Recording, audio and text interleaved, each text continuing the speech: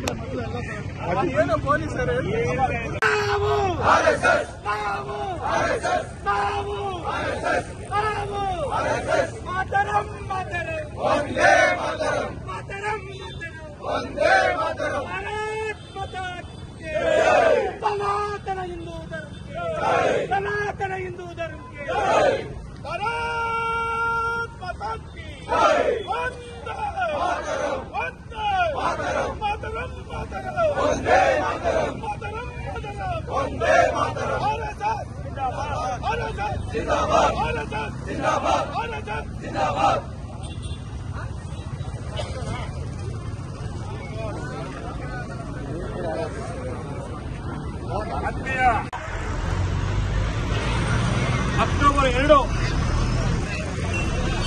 ರಾಷ್ಟ್ರೀಯ ಸ್ವಯಂ ಸೇವಕ ಸಂಘ ಪ್ರಾರಂಭ ಆಗಿದ್ದು, ಈ ಅಕ್ಟೋಬರ್ 2ಕ್ಕೆ ವಿಜಯದಶಮಿ ದಿವಸಕ್ಕೆ 100 ವರ್ಷ ತುಂಬಿದೆ.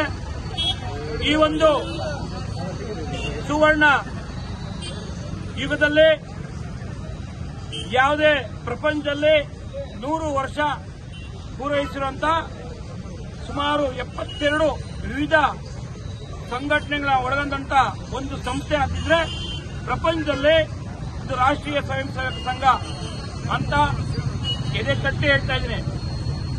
ಕೆಲವರು ಹೇಳ್ತಾ ಇರ್ತಾರೆ ಆರ್ಎಸ್ಎಸ್ ಏನ್ ಕೊಡುಗೆ ಅಂತ.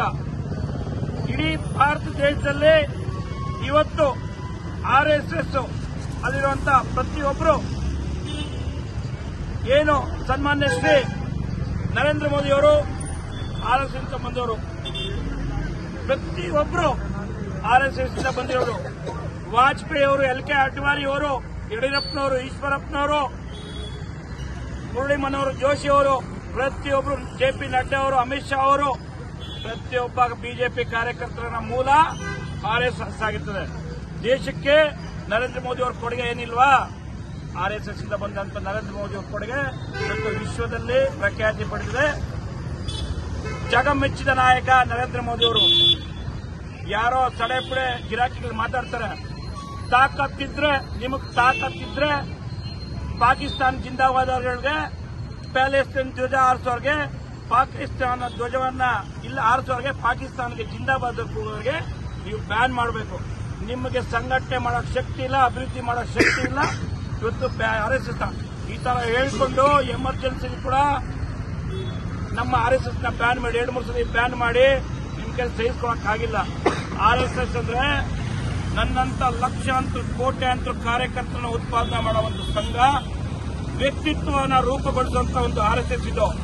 ನಿಮಗೆ ತಾಕತ್ತು ದಮ್ಮಿದ್ರೆ ಅಭಿವೃದ್ಧಿ ಮಾಡಿ ತಗೊಳ್ರಿ. ನಿಮಗೆ ತಾಕತ್ತು ದಮ್ಮಿದ್ರೆ ಆರ್ಎಸ್ಎಸ್ ಬ್ಯಾನ್ ಮಾಡಿ ನೋಡಿ. ನಿಮ್ಮ ಕೈಲಿ ಆಗಲ್ಲ.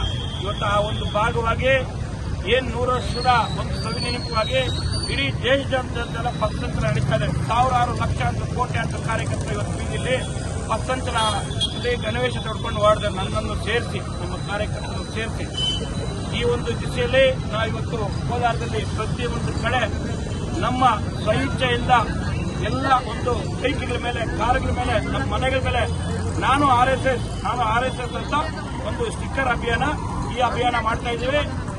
RSS ಅಂದ್ರೆ ಇವತ್ತು ಕೋಟ್ಯಾಂತರು ಕಾರ್ಯಕರ್ತರು ಸೃಷ್ಟಿಯಾಗಿರುವಂತಹ RSS ನಿಮ್ಮ ಕೈಲಿ ನಿಮ್ಮ ಜನ್ಮಗಳು ಎತ್ತಿರಕೊಂಡು ಬ್ಯಾನ್ ಮಾಡಕ್ಕಾಗಲ್ಲ. ಆ ಕಾರಣಕ್ಕೆ ಇದೊಂದು ಅಭಿಯಾನ ಸ್ಟಾರ್ಟ್ ಆಗಿದೆ. ಮುಂದುವರೆದ ಭಾಗವಾಗಿ ಎಲ್ಲ ಮನೆಗಳಲ್ಲಿ, ಎಲ್ಲ ಮನಸ್ಸುಗಳಲ್ಲಿ RSS ತಾಂಡವಾಡ್ತಾ ಇದೆ. ಆ ಕಾರಣಕ್ಕೆ ಇವತ್ತೇನು ನೀವು ಸಿದ್ದರಾಮಯ್ಯ ಸರ್ಕಾರ ಪ್ಲಾನ್ ಮಾಡಕ್ಕೆ ಹೊರಟಿದ್ದೀರಿ, ಸರ್ಕಾರಿ ಕಚೇರಿಗಳಲ್ಲಿ, ಸರ್ಕಾರದ ಅನುದಾನಿತ ಕಾಲೇಜುಗಳಲ್ಲಿ, ಸ್ಥಳಗಳಲ್ಲಿ ಮಾಡಬಾರದು ಅಂತ ನೀವು ತಾಕತ್ತು ನಿಲ್ಲಿಸಿ, ನೀವು ಒಂದು ಪಟ್ಟು ನಿಲ್ಲಿಸಿದ್ರೆ ನಾವು 10 ಪಟ್ಟು ನಮ್ಮ ಸ್ವಯಂ ಸೇವಕರನ್ನ ತಯಾರು ಮಾಡೋದು RSS ಶಕ್ತಿ ಇದೆ. ಆ ಒಂದು ಕಾರ್ಯನ ಮಾಡಿ ಯಶಸ್ವಿ ಆಗ್ತೀವಿ ಅಂತ ಈ ಮೂಲಕ ನಮಗೆ ಧನ್ಯವಾದಗಳು.